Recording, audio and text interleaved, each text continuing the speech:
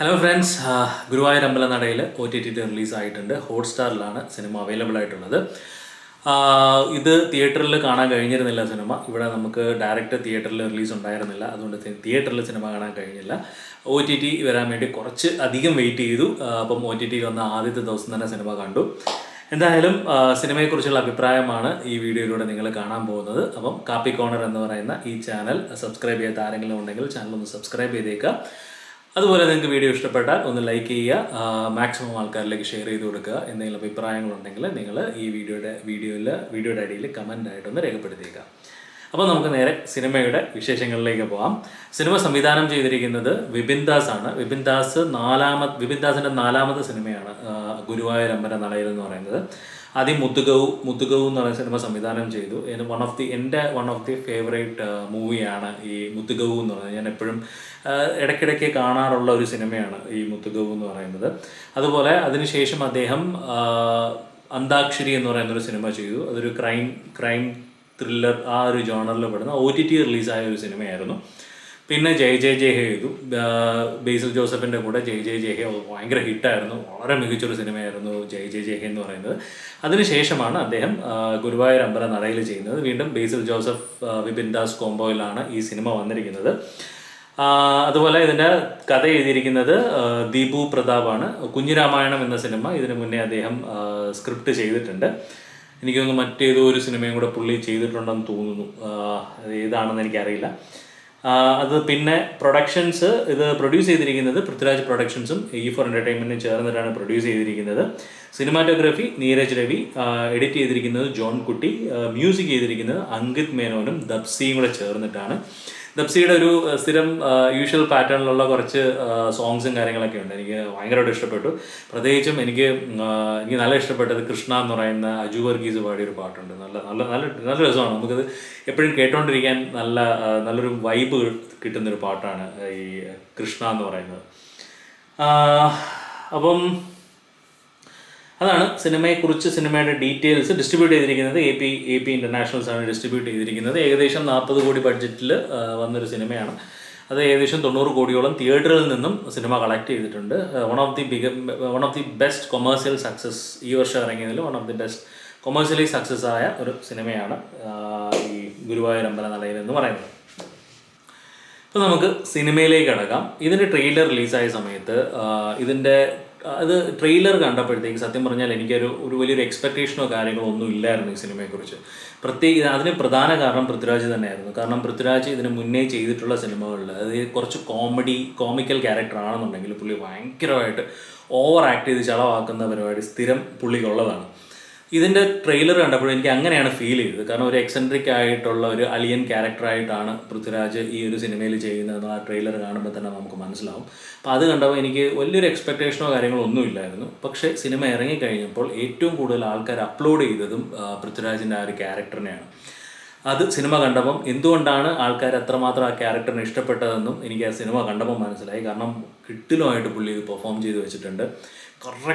Correct metre പിടിച്ച് പെർഫെക്റ്റായിട്ട് ഒന്നും ഓവറാക്കാതെ കറക്റ്റായിട്ട് പുള്ളി ആ ഒരു ക്യാരക്ടർ ചെയ്തു വെച്ചിട്ടുണ്ട്. ആ ഒരു എക്സെൻട്രിക് ആയിട്ടുള്ള ഷോർട്ട് ടെമ്പേർഡ് ആയിട്ടുള്ള ഒരു അലിയൻ ക്യാരക്ടർ, അതാണ് പൃഥ്വിരാജിൻ്റെ സിനിമയിലെ ആനന്ദൻ എന്ന് പറയുന്ന ഒരു ക്യാരക്ടറൈസേഷൻ.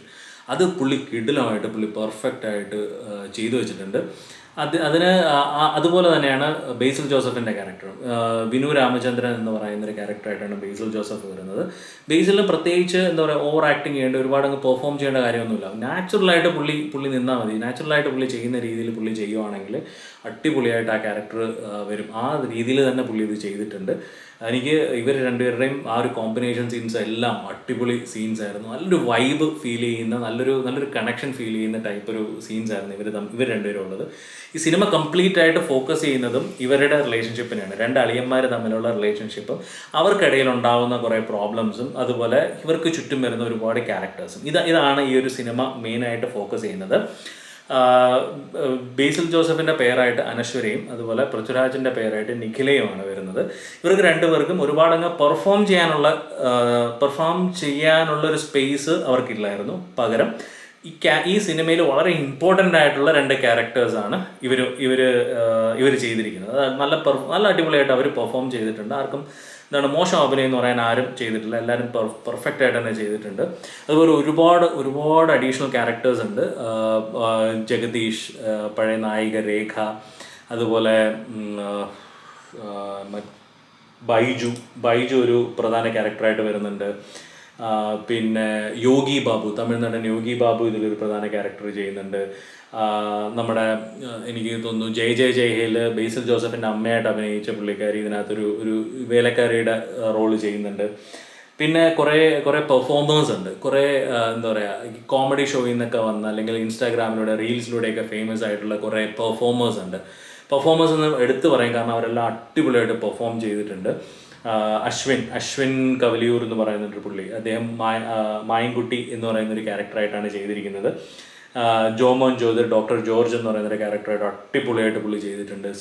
സിജു സണ്ണി എന്ന് പറയുന്നത് ഈ രോമാഞ്ചത്തിൽ ആ 4-5 പേരിലുള്ള ഒരാൾ, അവൻ കിടിലമായിട്ട് പുള്ളി അഭിനയിച്ചിട്ടുണ്ട്. ഇതുപോലെ ഒരുപാട് ക്യാരക്ടേഴ്സ് ഉണ്ട് ഈ സിനിമയിൽ. എല്ലാവർക്കും അവരവരുടേതായ ഇമ്പോർട്ടൻസും ഉണ്ട്. എല്ലാവരും പെർഫെക്റ്റ് ആയിട്ട് അത് ചെയ്തിട്ടുമുണ്ട്. അതുപോലെ അജു വർഗീസും ചെറിയൊരു സീനിലുണ്ട്. പക്ഷേ ഒരു പാട്ടുകാരനായിട്ടാണ് അജു വർഗീസിനെ കാണിക്കുന്നത്. മ്യൂസിക് വൈസ് പടം നോക്കുകയാണെങ്കിൽ എല്ലാം നല്ല വൈബുള്ള പാട്ടുകളാണ്, അത്യാവശ്യം നല്ല വൈബുള്ള പാട്ട്. എനിക്ക് ഏറ്റവും ഇഷ്ടപ്പെട്ട പാട്ട് ഇതിനകത്ത് കൃഷ്ണ എന്ന് പറയുന്ന അജു വർഗീസ് പാടിയ പാട്ടാണ്. എനിക്ക് ഭയങ്കര ഇഷ്ടമാണ്. അത് വീണ്ടും റിപ്പീറ്റഡ് ആയിട്ട് നമുക്ക് കേൾക്കാൻ തോന്നുന്നൊരു പാട്ടാണ് ഈ കൃഷ്ണ സോങ് എന്ന് പറയുന്നത്. പിന്നെ അതിന് ശേഷം എടുത്ത് പറയേണ്ട ഒരു കാര്യം, ഇതിൽ ഒരുപാട് റെഫറൻസസ് ഉണ്ട്.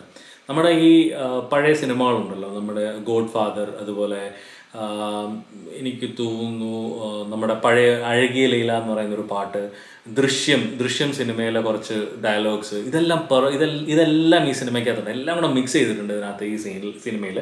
അതെല്ലാം പെർഫെക്റ്റായിട്ട് ബ്ലെൻഡ് ആവുന്നുണ്ട്. ഒരിടത്ത് നമുക്കൊരു ഒന്നും മുഴച്ച് നിൽക്കുന്നതായിട്ട് നമുക്ക് ഫീൽ ചെയ്യുന്നില്ല. എല്ലാം പെർഫെക്റ്റായിട്ട് ബ്ലെൻഡ് ചെയ്യുന്ന രീതിയിലാണ് ഇതിനകത്തുള്ള ഈ പഴയ സിനിമകളിലെ സീൻസും അതുപോലെ അതെല്ലാം ഉപയോഗിച്ചിരിക്കുന്നത് അത്ര പെർഫെക്റ്റ് ആയിട്ടാണ്. ഇതിൻ്റെ ക്ലൈമാക്സ് പോർഷൻസ് ആയാലും നമുക്ക് ഗോഡ് ഫാദറിൻ്റെ ഒരു ഫീലും കാര്യങ്ങളൊക്കെ നമുക്ക് തരുന്നുണ്ട്. അത്യാവശ്യം നല്ല രീതിയിലാണ് എല്ലാം ബ്ലെൻഡ് ചെയ്ത് വെച്ചിരിക്കുന്നത്. പിന്നെ എടുത്തു പറയേണ്ടത് ഇതിൻ്റെ ആർട്ട് ഡിപ്പാർട്ട്മെൻറ്റാണ്. ഇതിൻ്റെ ലാസ്റ്റ് ഒരു ക്ലൈമാക്സ് ഷൂട്ട് ചെയ്തിരിക്കുന്നത് ഗുരുവായൂർ അമ്പലത്തിൽ വെച്ചിട്ടാണ്. ഇത് അമ്പലത്തിൽ ഷൂട്ട് ചെയ്യാൻ പറ്റാത്തതുകൊണ്ട് ഒരു സെറ്റ് ഇട്ടിട്ടാണ് ഇത് ചെയ്തിരിക്കുന്നത്. ഭയങ്കര പെർഫെക്ഷനോടുകൂടിയാണ് ഈ ഒരു അമ്പലം ഇവർ സെറ്റ് ചെയ്തിരിക്കുന്നത്. ഒരിക്കലും നമുക്ക് ഫീൽ ചെയ്യില്ല, നമ്മൾ മറ്റ് സിനിമകളിൽ കണ്ടിട്ടുള്ള പോലെ അതൊരിക്കലും നമ്മൾ ഫീൽ ചെയ്യില്ല ഇത് അമ്പലത്തിലല്ല ഇത് ചെയ്തതെന്നുള്ള ഒരു ഫീലിംഗ് നമുക്ക് വരില്ല. അത്ര പെർഫെക്റ്റ് ആയിട്ട് അത് ആ ഒരു അമ്പലം പണിഞ്ഞു വെച്ചിട്ടുണ്ട്. പിന്നെ ഒരുപാട് വീഡിയോസ് നമ്മൾ കണ്ടിരുന്നു. ഒറിജിനൽ അമ്പലമാണെന്നും പറഞ്ഞുകൊണ്ട് ഒരു സ്ത്രീ വന്നിട്ട് അവിടെ പ്രാർത്ഥിക്കുന്നതും കാണിക്കേറ്റിട്ട് പോകുന്നതൊക്കെ ആയിട്ട് നമ്മൾ കണ്ടായിരുന്നു. അതെല്ലാം അതിൻ്റെ പെർഫെക്റ്റ്നെസ് ആ ഫിലിമിലുണ്ട്. എനിക്ക് ഒരു കാര്യം മാത്രമേ എനിക്ക് ഫീൽ ചെയ്തുള്ളൂ, അതിൻ്റെ അവസാന ക്ലൈമാക്സിൽ കുറച്ചൊരു എന്താ പറയുക, കുറച്ചും കൂടെ ഒന്ന് വർക്ക് ചെയ്യാമായിരുന്നു എനിക്ക് ഫീൽ ചെയ്തു. കാരണം ഞാൻ എക്സ്പെക്റ്റ് ചെയ്ത അത്രയും ഒരു ഇതായിട്ടൊരു എന്തോ പെട്ടെന്ന് വന്ന് തീർന്ന പോലെ എനിക്കൊരു ഫീലായി ആ ക്ലൈമാക്സ് പോർഷൻസ്. അതുപോലെ എന്തൊക്കെ കുറച്ച് മാറ്റങ്ങൾ വരുത്താം എന്നെനിക്ക് ഫീൽ ചെയ്തിരുന്നു ക്ലൈമാക്സ്. പക്ഷെ അല്ലാത്ത ഭാഗത്തെല്ലാം വളരെ കിടിലമായിരുന്നു. നമുക്ക് ഒരുപാട് ചിരിക്കാനുണ്ട്. ഇതിപ്പം എന്താ പറയുക, ഒരുപാട് ടെൻഷനും കാര്യങ്ങളും നമ്മളല്ലെങ്കിൽ എന്താ പറയുക പീസ്ഫുള്ളായിട്ട് ആ സിനിമ എങ്ങനെയാണ് എടുത്തു വെച്ചിരിക്കുന്നത് അത് കണ്ടിട്ട് അത് നമുക്ക് എൻജോയ് ചെയ്യാനായിട്ടൊരു മൈൻഡുമായിട്ട് നമ്മൾ ഇരുന്ന് കഴിഞ്ഞാൽ നമുക്ക് ഭയങ്കരമായിട്ട് ഇഷ്ടപ്പെടുന്നൊരു സിനിമയാണ് ഇത്. ഉറപ്പായിട്ടും എനിക്കിത് വീണ്ടും റിപ്പീറ്റഡായിട്ട് കാണാൻ തോന്നുന്ന ഒരു ഫിലിമാണ് ഗുരുവായൂർ അമ്പലനടയിൽ. ഒരുപാട് ചിരിക്കാനുണ്ട്. പ്രത്യേകിച്ചും ജോർജ് വരുന്ന കുറേ സീൻസ് ഉണ്ട്. ഈ ഒരു ജോമോൻ എന്ന് പറയുന്ന പുള്ളി, ഡോക്ടർ ജോർജ് എന്ന് പറയുന്ന ക്യാരക്ടർ വരുന്ന ഒരുപാട് സീൻസ് ഉണ്ട്. അടിപൊളിയാണ്. ഒരു പക്ഷിശാസ്ത്രക്കാരനായിട്ടും അതുപോലെ ഒരു ഗ്യാസ് കുറ്റിയായിട്ട് വീട്ടിൽ വന്ന് കയറുന്ന സീനും ഇതൊക്കെ അടിപൊളിയാണ്. പുള്ളി കിടിലമായിട്ട് ചെയ്തിട്ടുണ്ട്. കുറേ ചിരിക്കാനുണ്ട്, അത്യാവശ്യം നല്ല രീതിയിൽ ചിരിക്കാനുണ്ട്. നിങ്ങൾ വളരെ ലൈറ്റ് എന്താ പറയുക, ഒരു പീസ്ഫുൾ മൈൻഡോടുകൂടി നിങ്ങൾ വരുന്ന സിനിമ കണ്ട് കുറച്ച് എൻജോയ് ചെയ്യാനുള്ളൊരു സിനിമ കണ്ടു കഴിഞ്ഞാൽ നിങ്ങൾക്ക് വളരെ ഇഷ്ടപ്പെടുന്നൊരു സിനിമയാണ്. ഈ സിനിമ ഹോട്ട്സ്റ്റാറിൽ സ്ട്രീം ചെയ്യുന്നുണ്ട്. ഉറപ്പായിട്ടും സിനിമ കാണുക. കണ്ടതിന് ശേഷം നിങ്ങളുടെ അഭിപ്രായം ഷെയർ ചെയ്യുക. അപ്പം മറ്റൊരു സിനിമയുടെ വിശേഷവുമായിട്ട് വീണ്ടും അടുത്ത വീഡിയോയിൽ കാണാം. അതുവരെയും ബൈ.